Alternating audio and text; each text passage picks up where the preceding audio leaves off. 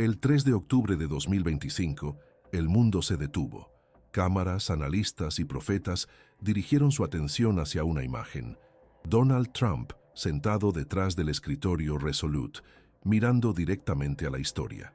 2 días antes de su propio plazo autoimpuesto, afirmó haber logrado lo que ningún presidente estadounidense había conseguido en medio siglo: asegurar una aceptación condicional de paz por parte de una oposición militar jurada. En cuestión de horas, su mensaje en video se extendió por todas las plataformas, superando los 2 millones de visualizaciones y dividiendo al mundo entre la admiración y la alarma. Algunos lo llamaron diplomacia, otros lo calificaron como una profecía cumplida. Para entender por qué este momento estremeció la Tierra, es necesario retroceder al camino que condujo hasta aquí. El año 2025 no fue un capítulo ordinario, fue una convergencia. El segundo año del conflicto entre Israel y Hamás había reducido Gaza a cenizas. Más de 50.000 vidas se habían perdido. Millones vagaban como refugiados. Irán y Turquía estaban al borde de una guerra abierta. Rusia, observando desde el norte, hacía sus movimientos silenciosos. Entonces, el 29 de septiembre, Trump se presentó ante el mundo y anunció su plan de paz de 20 puntos, declarándolo el mayor camino hacia la estabilidad eterna.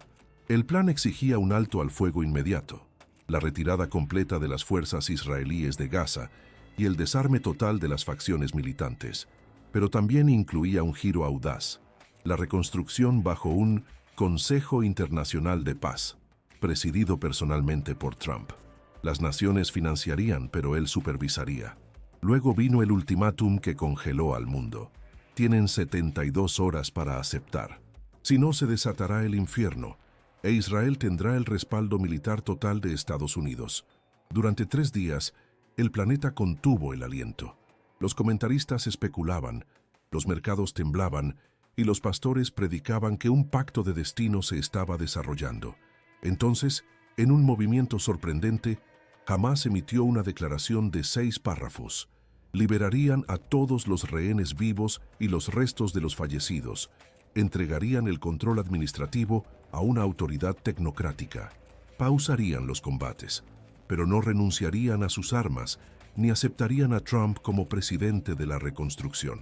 Fue una respuesta de sí, pero no, del tipo que la historia reconoce como el borde de una profecía. Por primera vez en décadas, un presidente estadounidense había recibido un reconocimiento, aunque condicional, de uno de los adversarios más implacables de Oriente Medio. Trump tenía horas para responder antes de que expirara su reloj. Cuando su equipo confirmó un discurso en vivo desde el despacho oval, una sensación de inevitabilidad se asentó en el mundo. Muchos esperaban una amenaza. En cambio, escucharon lo que él llamó un mensaje para el futuro de la civilización. Comenzó lentamente con la voz mesurada. Buenas tardes, amigos. Hoy es un gran día, para Israel, para Gaza, para las familias de los rehenes y para el mundo. Detrás de él, un gran mapa digital mostraba Gaza dividida en zonas codificadas por colores. Trump declaró que jamás había mostrado disposición para una paz duradera y que era hora, en sus palabras, de detener los bombardeos ahora mismo. Esas palabras fueron la detonación que ningún misil podría igualar. Por primera vez desde 2023, un líder estadounidense había ordenado públicamente a Israel que se detuviera. La declaración resonó en las capitales. El círculo íntimo de Netanyahu guardó silencio. Los diplomáticos se apresuraron. Los comentaristas de profecías abrieron sus Biblias. Trump continuó: esto no se trata solo de Gaza. Se trata de una paz eterna, una nueva era para Oriente Medio y para el mundo. La frase paz eterna resonó como un eco antiguo. Para los creyentes que conocen las Escrituras, sonaba demasiado familiar, demasiado peligroso. Daniel 9:27 susurró esa noche en innumerables púlpitos, y él confirmará el pacto con muchos por una semana. Los estudiosos han debatido durante mucho tiempo quién sería él, un pacificador o un engañador. La palabra hebrea gabar significa fortalecer, hacer cumplir, dar fuerza a un pacto existente. En otras palabras, Daniel previó a alguien que tomaría acuerdos existentes y los haría vinculantes, para muchas naciones. El plan de paz de Trump, una estructura que involucra a Israel, Hamás, Egipto, Qatar, Arabia Saudí, Jordania, Turquía y Estados Unidos, coincidía con los muchos descritos por Daniel. Lo que sorprendió a los teólogos no fue solo la cantidad de naciones, sino el papel de Trump en ellas. No solo estaba mediando, estaba centralizando la autoridad. El consejo que propuso lo colocaba por encima de todas las partes como un árbitro global. No era solo diplomacia, era dominio disfrazado de humanitarismo. Los observadores notaron algo más. Aunque Trump nunca mencionó un cronograma, su plan implicaba una fase de reconstrucción de 7 años, tiempo suficiente para que carreteras, viviendas, gobernanza y seguridad echaran raíces. 7 años. El lapso profético exacto que Daniel había escrito hace 2500 años. Algunos argumentaron que era una coincidencia. Otros dijeron que la profecía acababa de entrar en la sala. Luego vino el símbolo más provocador, el mapa. Las zonas de retirada mostradas detrás de Trump delineaban fronteras no vistas desde antes de la Guerra de los 6 días.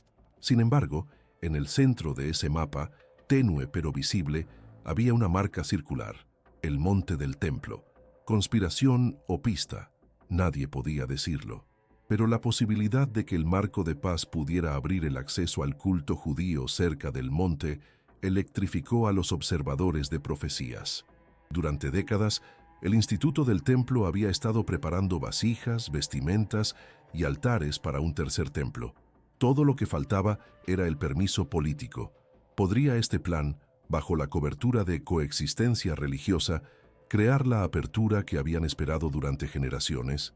Las declaraciones de Arabia Saudí insinuando tolerancia al culto judío a cambio de un Estado palestino hacían plausible el escenario. De repente, lo que alguna vez parecía impensable comenzó a sonar negociable.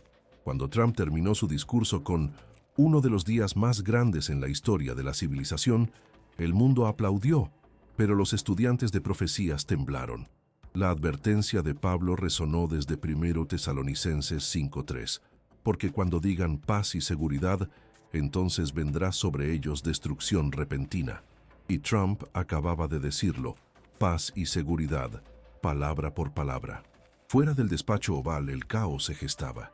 El gobierno de Estados Unidos estaba en su 4.º día de cierre, 800,000 empleados federales sin paga.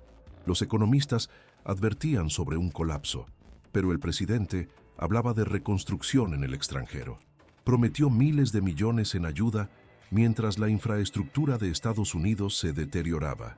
Era la paradoja de proporciones proféticas. Una nación dividida internamente, pero ofreciendo unidad al mundo. Muchos hicieron la pregunta prohibida. ¿Estaba Trump cumpliendo una profecía o ensayándola? ¿Era este el verdadero pacto que Daniel previó o solo su sombra? Para los creyentes, la diferencia importaba menos que el patrón, porque la profecía no siempre comienza con el anticristo apareciendo de la noche a la mañana. Comienza con sistemas, acuerdos e ilusiones de esperanza. La metáfora de Pablo sobre los dolores de parto de repente tuvo sentido. Cuando una mujer entra en trabajo de parto, el dolor no puede revertirse. Las contracciones solo se intensifican hasta el nacimiento. Jesús dijo lo mismo en Mateo 24. Guerras, terremotos, pestilencias, el principio de los dolores. El mundo estaba contrayéndose, preparándose para que algo naciera. Pero, ¿qué venía? ¿Avivamiento o engaño? El plan de paz de Trump parecía ambas cosas, un rescate humanitario y un ensayo espiritual. Incluso sus seguidores sintieron la paradoja. Sus enemigos lo llamaron manipulación. Sin embargo, todos percibieron que era monumental. Nadie podía ignorar la resonancia profética.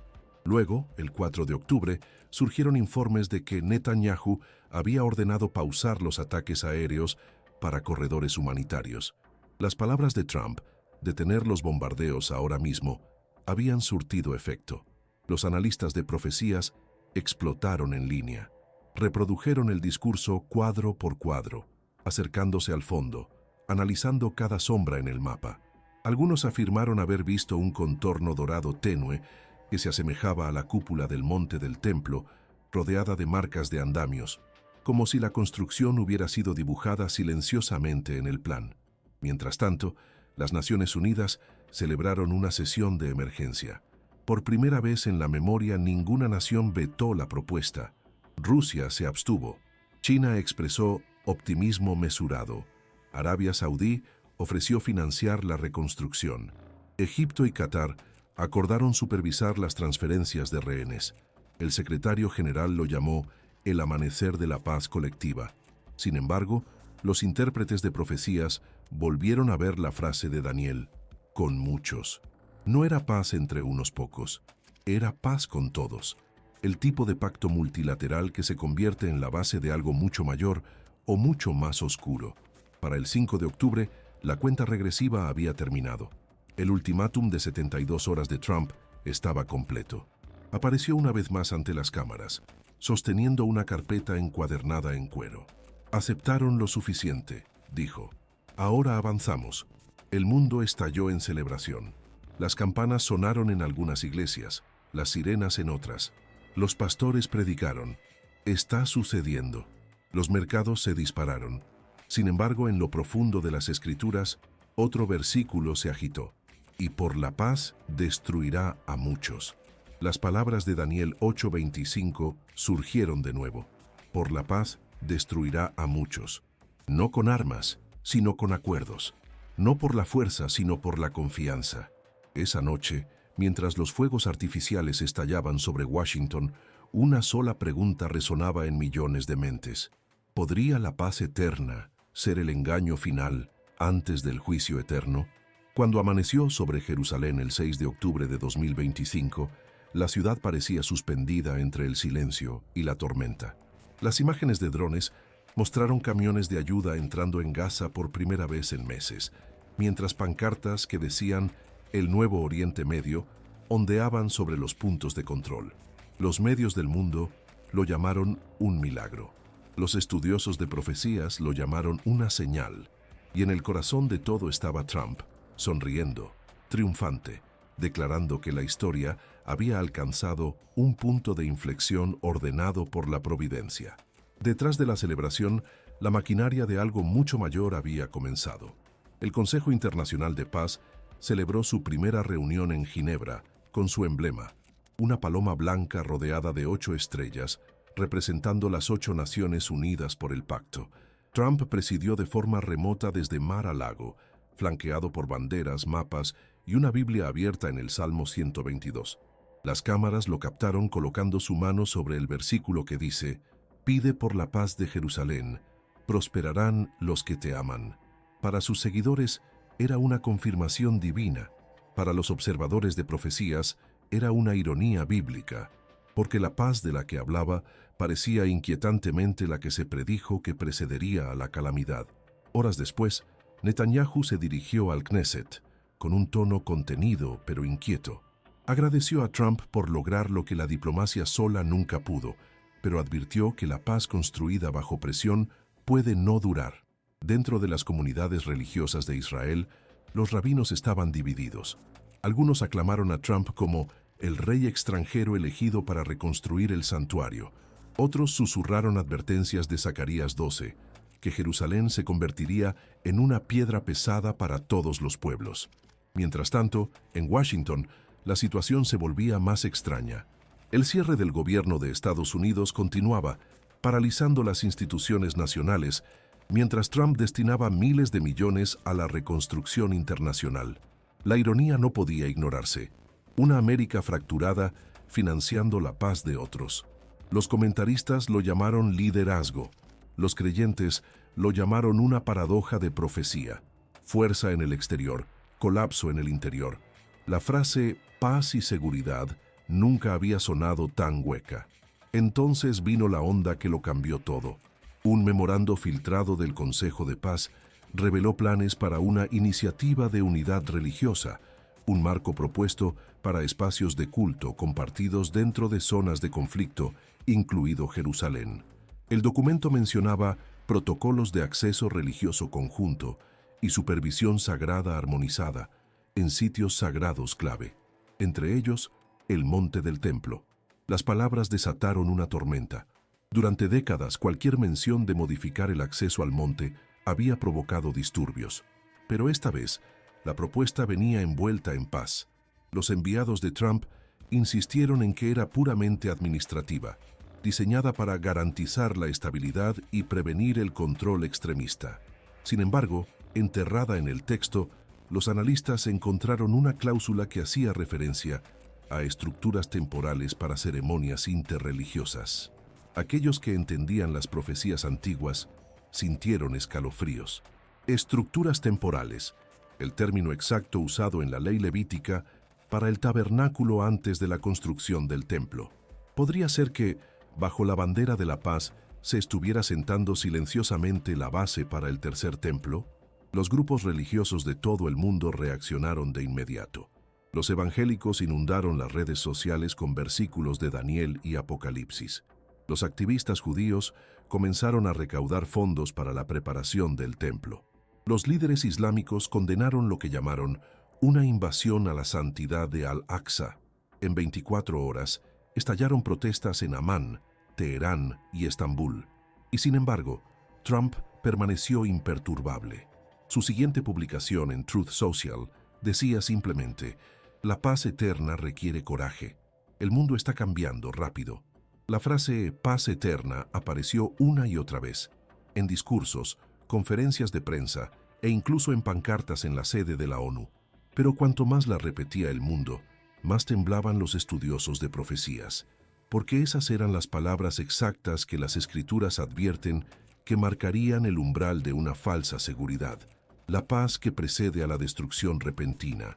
Al otro lado del Atlántico, en Londres, otro desarrollo se desplegó silenciosamente.